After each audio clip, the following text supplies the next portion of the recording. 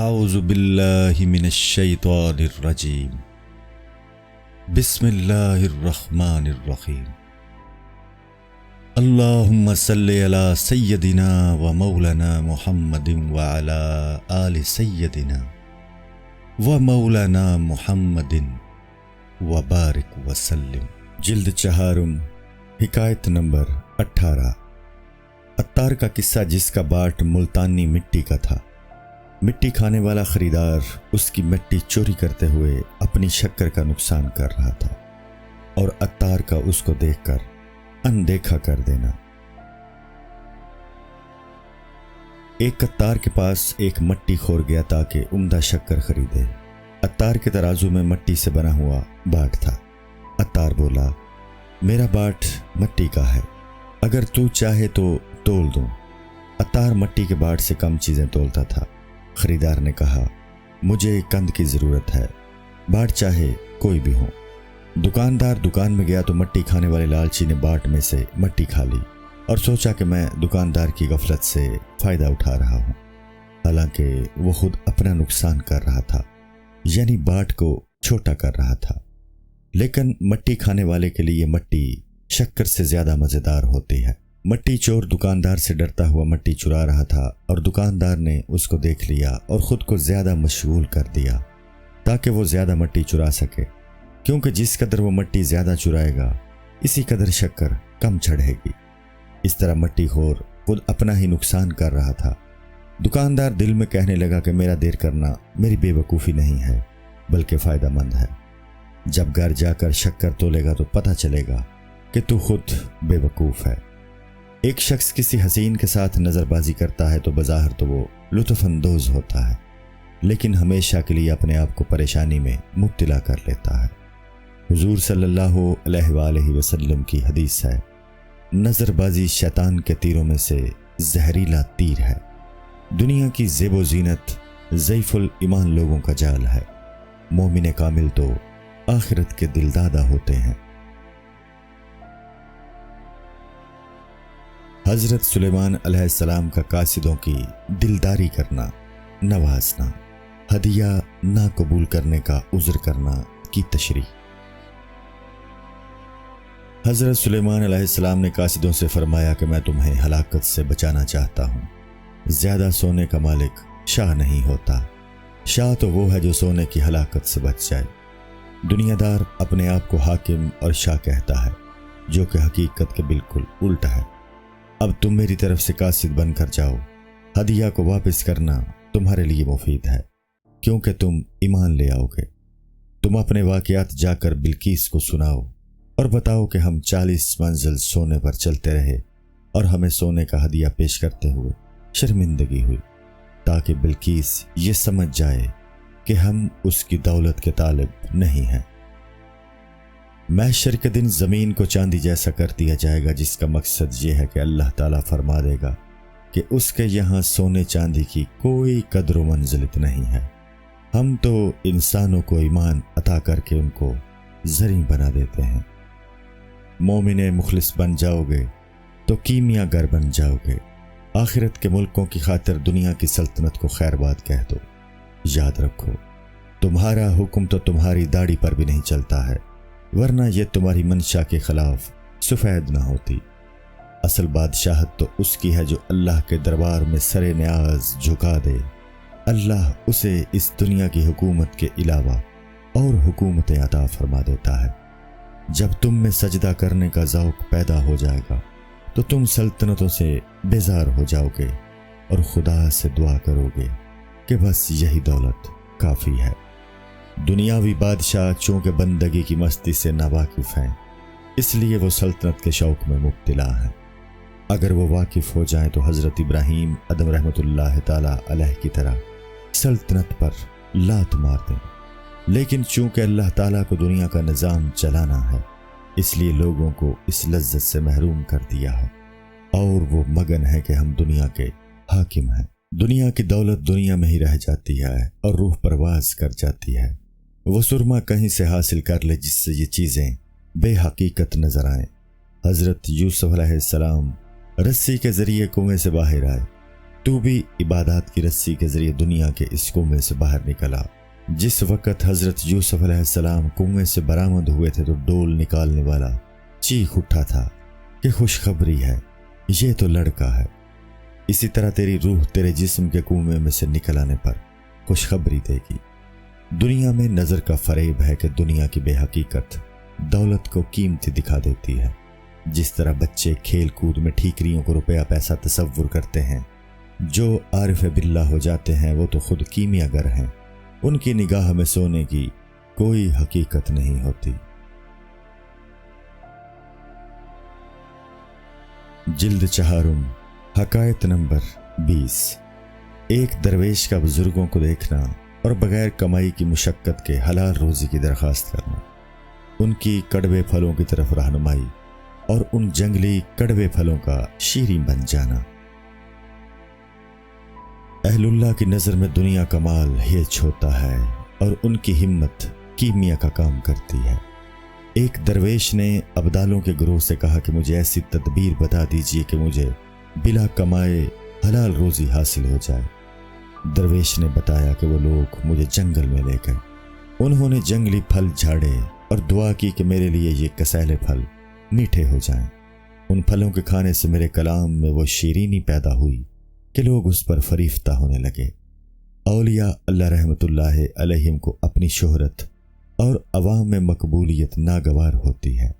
اس درویش نے دعا کی کہ اے دنیا کے پالن ہار، یہ شہرت تو فتنہ ہے، مجھے وہ انعام عطا فرما جو لوگوں سے پوشیدہ ہو۔ اللہ نے کرم کیا اور اس کے لطف کلام کی کیفیت زائل ہو گئی جو کہ عوام میں شہرت کا سبب تھی، اور دل میں ایک جذبہ و مسرت پیدا ہو گیا۔ وہ قلبی کیفیت اس قدر پر مسرت تھی کہ اگر جنت میں صرف وہی حاصل ہو تو اور کسی چیز کی تمنا کی ضرورت ہی نہیں ہے۔ اس درویش کے ساتھ واقعہ سنو۔ جلد چہارم، حکایت نمبر 21۔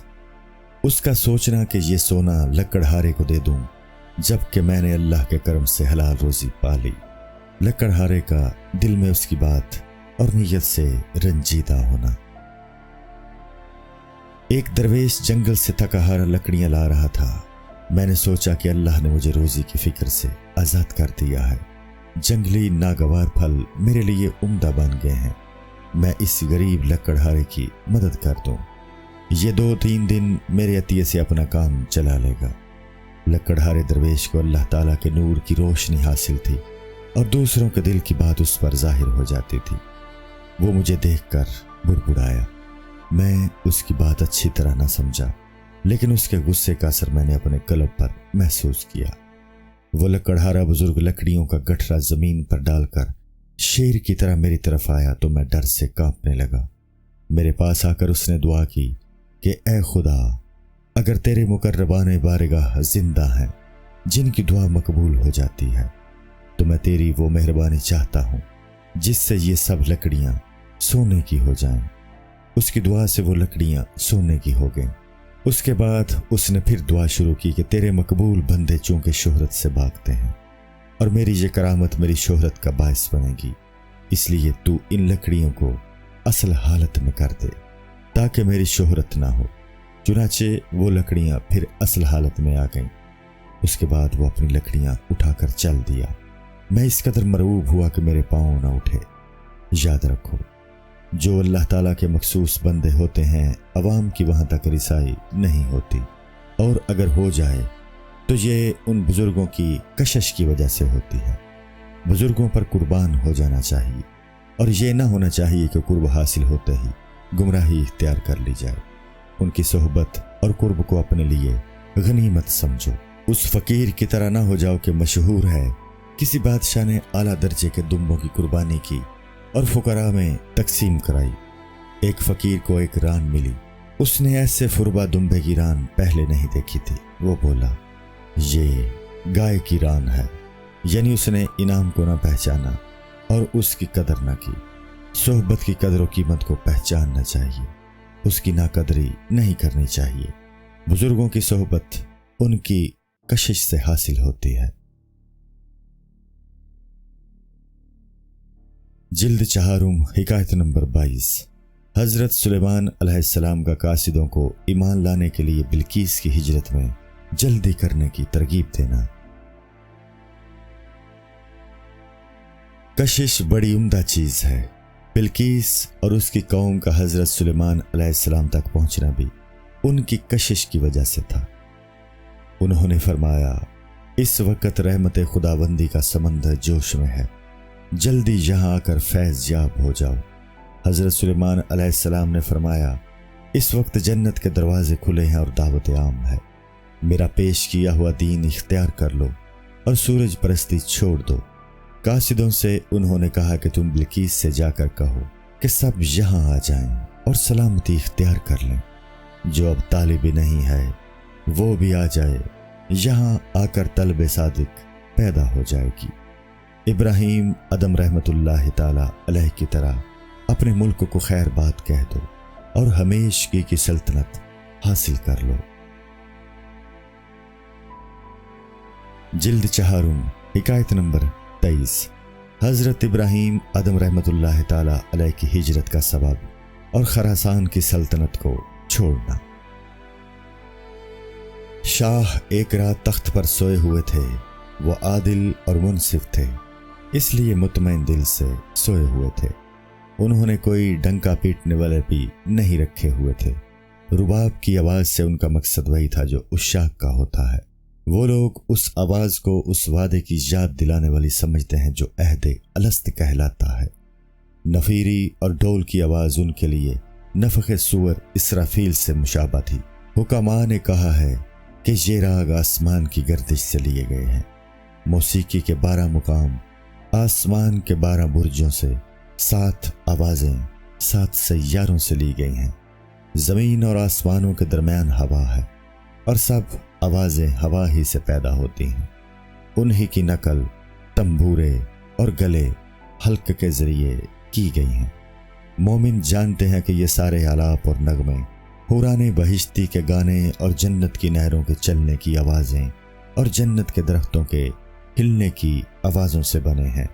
ہم اگرچہ جنت میں نہیں تھے کہ وہاں ان کو سنتے، لیکن چونکہ ہمارے بابا آدم علیہ السلام وہاں تھے اور ہم ان کی اجزاء ہیں، اسی لیے ہم نے بھی وہاں سنے تھے۔ اس آب و گل کی دنیا میں رہنے سے ہم جنت کی پوری باتیں بھول چکے ہیں، پھر بھی کچھ یاد کبھی کبھار آ جاتی ہیں، چونکہ وہ نغمے اب ہمارے جسم سے پیدا ہو رہے ہیں جو آب گل سے بنا ہے، اس لیے اب اس زیر و بم سے وہ مستی پیدا نہیں ہوتی جو جنت میں طاری ہوتی تھی۔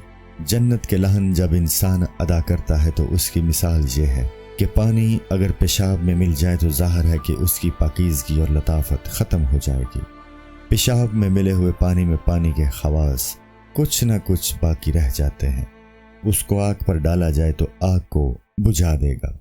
اسی طرح ان لہنوں میں کچھ نہ کچھ اثرات باقی ہیں اور یہ لہن آتش غم کو بجھا دیتے ہیں۔ ان نغموں کا سماع چونکہ وصل محبوب کا تصور پیدا کرتا ہے، اس لیے یہ عاشقوں کی غذا ہے۔ اگر سامع میں عالی جذبات ہوتے ہیں تو ان میں ابھار پیدا ہوتا ہے اور خیال تجسم اختیار کر لیتا ہے۔ عشق کی آگ ان نغموں سے تیزی پکڑ لیتی ہے، جس طرح اس پیاسے شخص کی پیاس ان اخروٹوں کے پانی میں گرنے سے تیز ہو رہی تھی جو پانی میں گر کر آواز پیدا کر رہے تھے۔ جلد چہارم حکایت نمبر 24۔ اس پیاسے کی حکایت جو اخروٹ گہرے پانی میں پھینک رہا تھا، پانی کی آواز کے سننے سے وہ مستی حاصل کر رہا تھا۔ ایک شخص پیاسا تھا، پانی گہرے گڑھے میں تھا، یہ پانی تک پہنچ نہیں سکتا تھا، تو اس نے اخروٹ کے درخت پر چڑھ کر اخروٹ توڑ کر پانی میں پھینکنے شروع کر دیے۔ اخروٹ کے پانی میں گرنے سے جو آواز پیدا ہوتی تھی وہ اس سے لطف اندوز ہو رہا تھا۔ ایک عقل مند پاس سے گزرا، وہ پیاسے کا منشا نہیں سمجھتا تھا۔ اس نے دیکھا کہ اخروٹ پانی میں ضائع ہو رہے ہیں تو کہنے لگا کہ اخروٹوں کا ضائع ہونا تیری خواہش کو بڑھا دے گا، کیونکہ اخروٹ گہرے پانی میں غائب ہو جائیں گے۔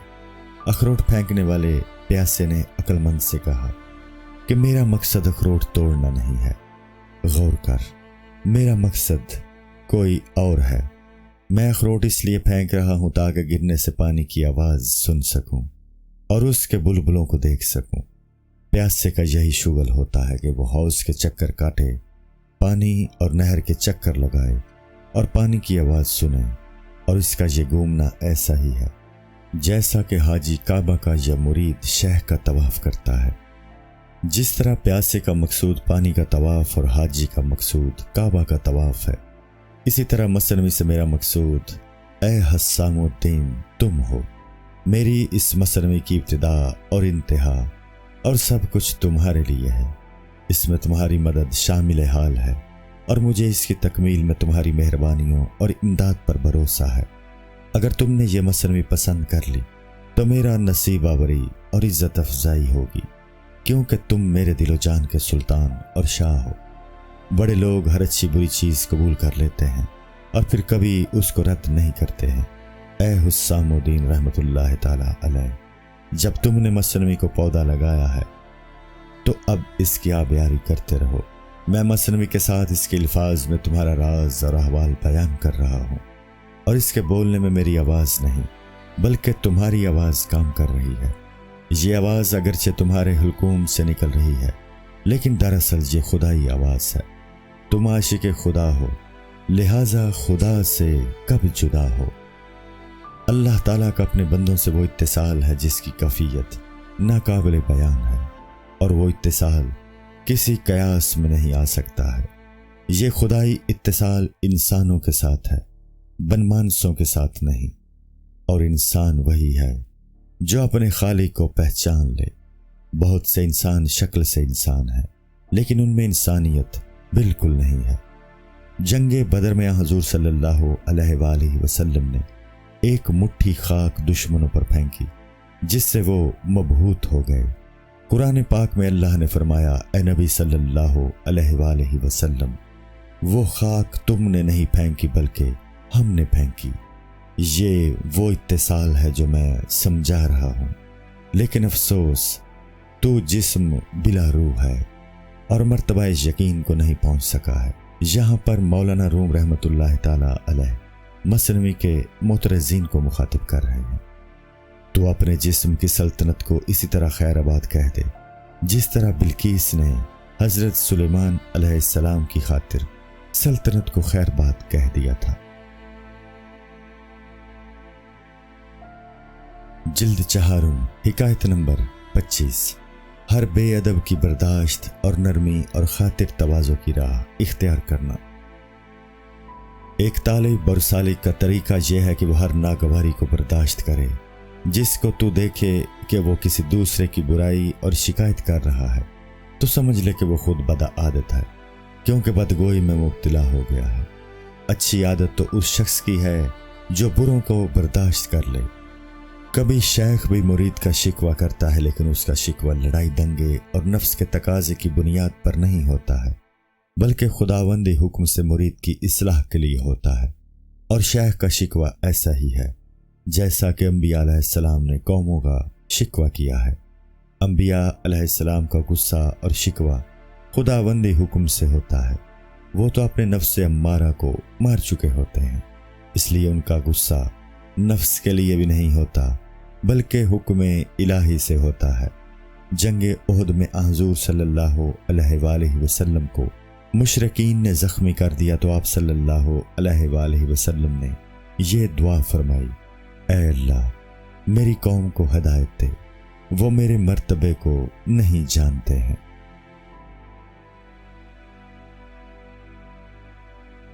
جلد چہارم، حکایت نمبر 26۔ حضرت سلیمان علیہ السلام کا بلقیس کی طرف پیغام کہ شرک پر اصرار نہ کر اور جلدی ایمان قبول کر۔ حضرت سلیمان علیہ السلام نے بلقیس کو پیغام بھیجا کہ جلدی آ کر مسلمان ہو جاؤ ورنہ خرابی پیدا ہو جائے گی۔ تیرا لشکر خود تیرا دشمن بن جائے گا، بلکہ تیری جان خود تیری دشمن بن جائے گی۔ اللہ تعالیٰ جب کسی کو تباہ کرنا چاہتا ہے تو کائنات کا ذرہ ذرہ اس کا دشمن بن جاتا ہے۔ قرآن میں ہے قوم عاد آندھی سے ہلاک کر دی گئی۔ ایک دوسری جگہ ہے جن لوگوں نے ہماری آیتوں کی تکذیب کی ان کو ہم نے پانی میں ڈبو دیا۔ اور فرمایا بس اس کو سمندر نے ڈھانپ لیا، اور فرمایا ہم نے اس کو اور اس کے گھر کو زمین میں دھنسا دیا، اور فرمایا پھر کر دیا ان کو جیسے کھایا ہوا بس۔ حضرت داؤد علیہ السلام نے 3 پتھر دشمنوں کی طرف پھینکے تو ان کے 100 ٹکڑے ہو کر دشمنوں کو لگے اور وہ ہلاک ہو گئے۔ قوم لوط کو سنگسار کر دیا گیا۔ قرآن میں ایک اور جگہ فرمایا تاکہ ہم ان پر مٹی کے پتھر برسائیں۔ اگر تشریح کی جائے کہ جمادات نے انبیاء علیہ السلام کی کیا کیا مدد کی تو مثنوی کی ضخامت 40 اونٹوں کا بوجھ ہو جائے گی۔ قرآن میں ہے کہ اور ان کے ہاتھ ہم سے کلام کریں گے اور ان کے پاؤں گواہی دیں گے ان کاموں کی جو انہوں نے کیے۔ اللہ تعالیٰ کے مخالف کو ڈرنا چاہیے کہ وہ اللہ کی کائنات کے لشکروں میں گرا ہوا ہے۔ انسان کا ہر جزو اللہ کا لشکر ہے، لیکن فی الحال نفاق کی وجہ سے منکروں کا ساتھ دے رہا ہے۔ بیرونی لشکروں کو تو چھوڑو، انسان کے جسم کے اندر اللہ نے دشمن امراض کا لشکر چھپا رکھا ہے جو کسی وقت بھی حملہ کر سکتا ہے۔ انسان اپنے بارے میں بہت سی غلط فہمیوں میں مبتلا رہتا ہے اور دوسروں سے اپنے آپ کو مقبول بارگاہ اور مخلوق سے دور سمجھتا ہے، لیکن اگر تھوڑی دیر کے لیے مخلوق سے الگ ہو کر دیکھے پھر اس کو معلوم ہو جائے گا کہ مخلوق سے اس کا کیسا انس ہے۔ تو نے یہ سمجھ رکھا ہے کہ وہ معبود ہے اور تم عابد ہو، اور یہ دونوں جداگانہ چیزیں ہیں۔ یہ غلط خیال ہے۔ تو خود ذات باری کا مظہر ہے اور حق کے تعالیٰ اپنی وحدت کے ساتھ تجھ میں ظاہر ہے، اور ان مظاہر تعینات کی کثرت اس کی وحدت کے منافی نہیں ہے۔ وہ خود ہی کوزہ ہے، خود ہی اس کا بنانے والا، اور خود ہی اس کی مٹی ہے، اور خود ہی اس کوزے کا خریدار بھی ہے۔ حضرت حق تعالیٰ قائم بے نفس ہے، وہی عین موجود ہے۔ باقی نظر آنے والی اور محسوس ہونے والی موجودات اس کا شعون ہے اور اس کے ساتھ اس کی وجہ سے قائم ہے۔ حضرت آدم علیہ السلام تمام ذرات عالم کا اپنی ذات میں مشاہدہ کرتے تھے، کیونکہ ان کی حقیقت تمام حقائق الہیہ اور کونیہ کی جامع تھی۔ ان کی اولاد کو بھی ایسا ہی ہونا چاہیے۔ جو کچھ اس عالم میں ہے وہ قلب انسانی میں اس کی وسعت کی وجہ سے بدرجائے اولیٰ موجود ہے۔ انسان خود عالم کبیر ہے اور دنیا عالم صغیر۔ حضرت سلیمان علیہ السلام نے بلقیس پر واضح کر دیا کہ اس کو طلب کرنے میں ان کی کوئی ذاتی غرض نہیں ہے، محض بے وجہ اللہ اس کو طلب کر رہے ہیں۔ جلد 4 حکایت نمبر 27۔ حضرت سلیمان علیہ السلام کا بلقیس پر واضح کرنا کہ ایمان کے بارے میں ان کی کوشش ذاتی غرض سے نہیں بلکہ صرف اللہ کے لیے ہے۔ آنکھ اللہ کے نور کو خود دیکھ لے گی۔ حضرت سلیمان علیہ السلام نے فرمایا، میں اللہ کا ایسا رسول ہوں جو لوگوں کو اپنے دین کی دعوت دے۔ میں شہوت کی بنیاد پر تجھے جہاں آنے کی دعوت نہیں دے رہا ہوں۔ رسول میں اگرچہ عورتوں کی شہوت ہے لیکن وہ شہوت سے مغلوب نہیں ہوتے بلکہ شہوت پر ہمیشہ غالب رہتے ہیں۔ میں کسی حسین کی محبت کا قیدی نہیں بن سکتا۔ رسول اگر بت قدہ میں جاتا ہے تو بت سر نگوں ہو جاتے ہیں۔ حضور صلی اللہ علیہ وآلہ وسلم خانہ کعبہ میں گئے تو بت سر نگوں ہو گئے۔ ابو جہل جاتا تھا تو خود ان کے سامنے سر نگوں ہو جاتا تھا۔ یہ دنیا شہوت کا گھر ہے اور مومن اور کافر سب اس میں مقیم ہیں۔ شہوت پاک لوگوں کی غلام ہوتی ہے، جیسے سونا بٹی میں جا کر اور چمکدار ہو جاتا ہے۔ کافروں کی مثال کھوٹے اور ملمہ شدہ شے کی ہے جو کہ بٹی میں جا کر کالی اور رسوا ہو جاتی ہے۔ کھرا امتحان میں پڑھ کر اور کھرا ہو جاتا ہے اور کھوٹے کا کھوٹ اور نمایاں ہو جاتا ہے۔ نبیوں کا مادی جسم لوگوں کے لیے حجاب بن جاتا ہے۔ مومن کا کام نبیوں کی روحانی طاقت کو دیکھنا ہوتا ہے۔ شیطان نے حضرت آدم علیہ السلام کے مٹی کے جسم کو دیکھا اور ان کا منکر بن گیا۔ انبیاء علیہ السلام کی روحانی طاقت اور اوصاف خاکی جسم میں نہیں چھپ سکتے۔ کیا سورج پر خاک ڈالنے سے وہ چھپ سکتا ہے؟ دریا کی سطح پر اگر گھاس آ جائے تو اس کا بہاؤ کب چھپ سکتا ہے؟ حضرت ابراہیم ادم رحمۃ اللہ تعالی علیہ کی طرح تو بھی ملک اور سلطنت کو خیر بات کہہ دے، اس دنیاوی سلطنت کو پھونک ڈال۔ جلد چہارم، حکایت نمبر 28، حضرت ابراہیم ادم رحمۃ اللہ تعالی علیہ کا قصہ، خدا ان کی روح کو تازہ کرے۔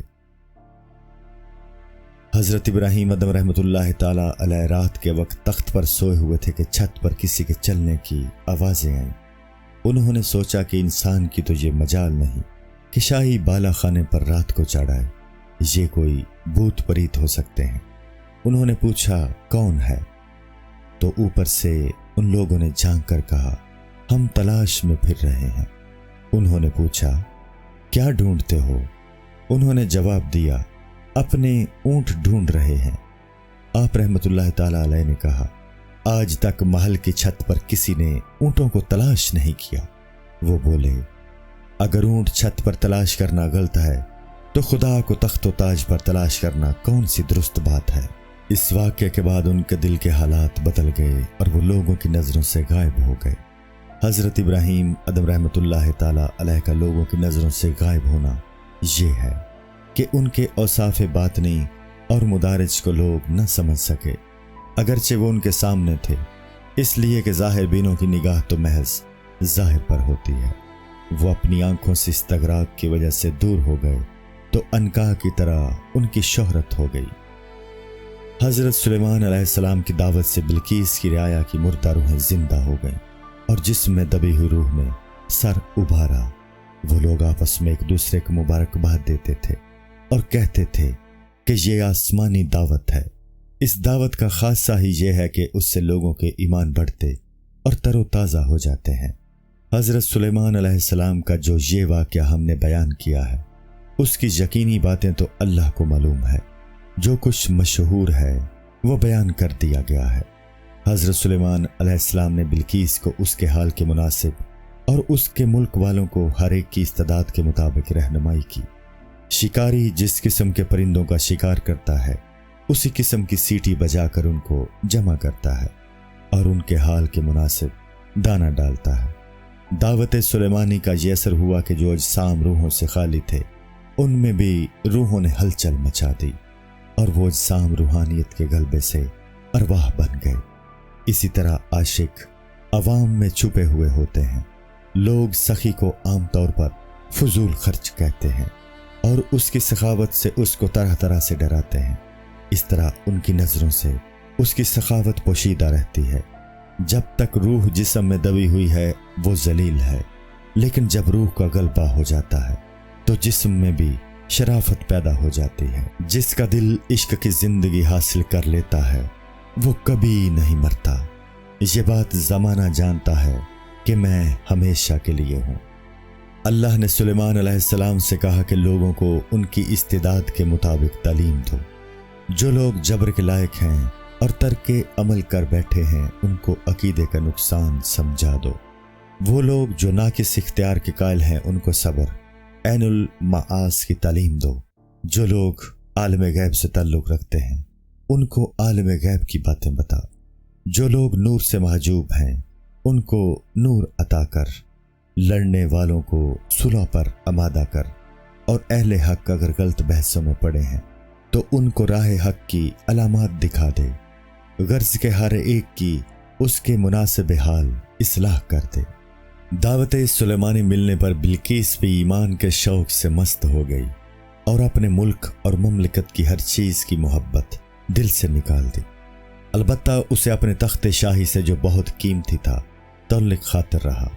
اس ملک میں سب لوگ حضرت سلیمان علیہ السلام پر ایمان لائے، البتہ وہ لوگ جن میں استعداد اور قابلیت ہی نہ تھی وہ محروم رہے۔ میرے کلام سے کہیں یہ شبہ نہ ہو کہ وحی میں یہ صلاحیت ہی نہیں ہے کہ وہ بد فطرت کو متاثر کر سکے، بلکہ وہ بھی اگر توجہ کرے اور طلب پیدا کر لے تو خدا اس کی بھی مدد کرتا ہے اور اس میں صلاحیت پیدا فرما دیتا ہے۔ بلقیس اس دعوت کے بعد مال و دولت سے ایسی بے نیاز ہوئی جس طرح عاشق نام و ننگ سے بے نیاز ہو جاتا ہے۔ جن غلاموں اور کنیزوں کو اس نے ناز سے پالا تھا وہ اس کے لیے سڑی ہوئی پیاز بن گئیں۔ تفریح کے تمام اسباب اس کے لیے باعث تکلیف بن گئے۔ عشق اور غصہ کی خاصیت یہی ہے کہ جو چیزیں محبوب ہوتی ہیں اس حالت میں مردہ بن جاتی ہیں، یعنی جب انسان لا الہ کا قائل ہو جاتا ہے تو اس کے لیے غیر اللہ ہیچ ہو جاتا ہے۔ کلمہ طیبہ کا حقیقی اثر یہی ہے کہ ما سوا اللہ نظروں میں بے وقت ہو جاتا ہے۔ بلقیس کو سلطنت کی کسی چیز کو چھوڑنے کا افسوس نہ تھا، ہاں البتہ اپنے تخت کے چھوڑنے کا افسوس تھا۔ حضرت سلیمان علیہ السلام بلقیس کی اس کیفیت سے باخبر ہو گئے، چونکہ دل سے دل تکرار ہو چکی تھی اور باہمی تعلق استوار ہو چکا تھا۔ حضرت سلیمان علیہ السلام دور سے چیونٹی کی آواز سن لیتے تھے اور دور سے انسانوں کے دلی راز سمجھ لیتے تھے۔ قرآن میں ہے کہ جب چیونٹیوں کے جنگل میں حضرت سلیمان علیہ السلام پہنچے تو ایک چیونٹی نے کہا، اے چیونٹیوں اپنے بلوں میں گھس جاؤ، تمہیں سلیمان علیہ السلام اور اس کا لشکر پامال نہ کر دے۔ تو حضرت سلیمان علیہ السلام اس کی بات سن کر ہنس پڑے۔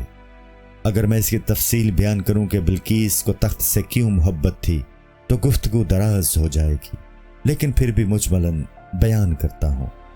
قلم کاتب کا آلہ ہوتا ہے اور وہ اس کے لیے باعث محبت ہوتا ہے۔ ہر کاریگر کا آلہ اس کے لیے مونس ہوتا ہے۔ محبت کا تقاضا تو یہ تھا کہ بلقیس اپنے تخت کو ساتھ لے آتی، لیکن چونکہ اس کی لمبائی چوڑائی بہت زیادہ تھی اس کو منتقل کرنا ممکن نہ تھا۔ اس کو ٹکڑے کر کے اس وجہ سے نہیں لایا جا سکتا تھا کہ اس پر بہت نازک اور باریک کام تھا جو کہ خراب ہو جاتا۔ حضرت سلیمان علیہ السلام پر بلقیس کے قلب کی حالت واضح ہو گئی تو انہوں نے سوچا کہ روحانی عروج کے بعد تخت وغیرہ مٹ جائے گی، لیکن فی الحال چونکہ اس کو تخت کے رہ جانے کا رنج ہے اس لیے اس کو منگوانا چاہیے۔ فنا کے بعد جب بقا حاصل ہو جاتی ہے تو تمام مادیات بے وقت ہو جاتی ہیں۔ جب سمندر میں سے انسان کو موتی حاصل ہو جاتا ہے تو انسان اس کے خس و خشاک کی طرف دھیان نہیں کرتا۔ بلقیس کا تخت سے محبت کرنا اگرچہ بچگانہ فعل تھا، حضرت سلیمان علیہ السلام نے سوچا کہ پھر بھی اس کا تخت منگوانا چاہیے تاکہ یہ تخت اس کی جان کے لیے عبرت بن جائے، جیسے ایاز کے لیے اس کی گڈری اور چپل کے ان کو دیکھ کر وہ اپنی پہلی حالت یاد کرتا تھا۔ وہ یاد کیا کرے گی کہ اس کی پہلی حالت کس قدر خراب تھی کہ وہ تخت جیسی چیزوں سے محبت کرتی تھی اور دنیا کے خرافات میں پھنسی ہوئی تھی، اور اب روحانیت کے اعلیٰ مقام پر فائز ہے۔ اللہ تعالیٰ نے انسان کی خلقت کے مراتب بیان فرما کر ظاہر فرمایا ہے کہ انسان کو اللہ نے اپنے فضل سے کہاں پہنچا دیا۔ اس کی ابتدا تو ان چیزوں سے کی ہے کہ جن کا نام لینے سے بھی اسے شرم آتی ہے۔ قرآن میں اللہ نے فرمایا کہ انسان کو اللہ نے مٹی سے بنایا ہے، پھر اس کو نطفہ کیا، پھر علقہ اور پھر مضغہ بنایا، اور پھر ہم نے اسے نئی صورت عطا کی۔ انسان زبان حال سے اپنی ابتدائی حالت سے ترقی کرنے کا منکر تھا۔ انسان کو اس قدر فضیلت دینا اس سے انکار کا دفعہ ہے جو اس کی فطرت کر رہی ہے۔ جس چیز کو انسان اپنے موافق سمجھے ہوئے تھا وہی حقیقت معلوم ہونے پر اس کے مخالف پڑی۔ یہ ہماری حیات اور استعداد صرف اللہ کی قدرت سے آئی ہے۔ انسان ابتدا میں نطفہ تھا، لیکن آج وہ اس حالت میں ہے کہ حشر و نشر کا انکار کر دیتا ہے۔ یہ اللہ ہی کی قدرت کا کرشمہ ہے، تو دوبارہ اس کا حشر نشر اللہ کی قدرت سے کیسے باہر ہو سکتا ہے؟ جب یہ ثابت ہو گیا کہ یہ جمادیت سے اس مرتبے پر پہنچا ہے کہ اس میں انکار کی صلاحیت پیدا ہو گئی، تو اس کی انکار کی یہ صلاحیت اس بات کی دلیل ہے کہ تیرا اس کا دوبارہ حشر ہوگا۔ انسان بننے تک مختلف مراتب تک اللہ کی کس قدر کاریگریاں ہیں، ان کے ہوتے ہوئے حشر کا انکار کب تک اور کیسے ہو سکے گا؟ آب و گل کا مرتبہ انکار تک ترقی کرنا خود حشر کے انکار کی نفی کرتا ہے۔ گھر کے اندر سے خود اپنے اندر نہ ہونے کی خبر دینے کو خبر دینا نہیں سمجھ رہا ہے۔ اس معاملے میں اور بہت سے دلائل دیے جا سکتے ہیں، لیکن اس میں کم فہموں کے لیے لغزش کا خطرہ ہے، اس لیے خاموشی بہتر ہے۔ اب بلقیس کے تخت کے منتقل ہونے کی بات پھر شروع کرتے ہیں۔ جلد چہارم حکایت نمبر 29۔ بلقیس کے آنے سے پہلے حضرت سلیمان علیہ السلام کا تخت حاضر کرنے کا واقعہ۔ حضرت سلیمان علیہ السلام نے اپنے دربار میں فرمایا کہ بلقیس کے تخت کو فوراً یہاں حاضر کرو۔ ایک جن نے کہا، میں آپ کی مجلس ختم ہونے سے پہلے وہ تخت یہاں حاضر کر دوں گا۔ حضرت آصف برخیہ جو کہ حضرت سلیمان علیہ السلام کے وزیر اعظم تھے بولے، میں اسم اعظم کی برکت سے فوراً وہ تخت حاضر کر دوں گا۔ اگرچہ وہ جن بھی جادو کا استاد تھا، لیکن تخت کی آمد حضرت آصف کے دم کرنے کی برکت سے ہوئی۔ حضرت سلیمان علیہ السلام نے اس نعمت اور دوسری نعمتوں کے حصول پر اللہ تعالیٰ کی حمد بیان فرمائی۔ چونکہ وہ تخت لکڑی کا بنا ہوا تھا، انہوں نے اسے لکڑی کے نام سے مخاطب کیا اور فرمایا کہ تو احمقوں کو اپنی محبت میں پھنساتا ہے۔ احمق لوگ تراشیدہ لکڑی اور پتھر کے بتوں کو سجدے کرتے ہیں۔ یہ بت کے پجاری اور بت دونوں روح سے بے خبر ہیں۔ کبھی کبھی ان بتوں میں روح کا تھوڑا سا اثر آ جاتا ہے، جس کی وجہ سے کبھی ان سے حرکت یا کسی بات کا صدور ہو جاتا ہے۔ بت پرست لوگ عبادت کی بازی بے موقع کھیلتے ہیں اور پتھر کے بت کو حقیقی شیر سمجھ بیٹھتے ہیں۔ کبھی کبھی شیر حقیقی یعنی اللہ تعالیٰ ان کے استدراج کے لیے بتوں سے بھی اس طرح کی کرامات ظاہر کرا دیتا ہے۔ اللہ رب العالمین ہے، لہٰذا کتوں کو بھی غذا مہیا فرما دیتا ہے اور بتوں میں بھی زندگی کے آثار پیدا ہو جاتے ہیں۔ السلام علیکم۔ پوری کتاب دیکھنے کے لیے ہمارے یوٹیوب چینل صوفی سما کی پلے لسٹ میں جائیں۔ یہاں آپ کو مختلف بزرگوں کی کتابیں ملیں گی، اور جو کتاب پوری نہ ہوئی اس پر کام تیزی سے ہو رہا ہے اور ریگولر بیسس پر اپلوڈ ہوتی رہتی ہیں۔ آپ سے گزارش ہے کہ آپ ہمارے یوٹیوب چینل کو سبسکرائب کر لیں اور بیل نوٹیفیکیشن پر کلک کر لیں تاکہ ہماری آنے والی کتابیں آپ کو ملتی رہیں۔ جزاک اللہ خیر۔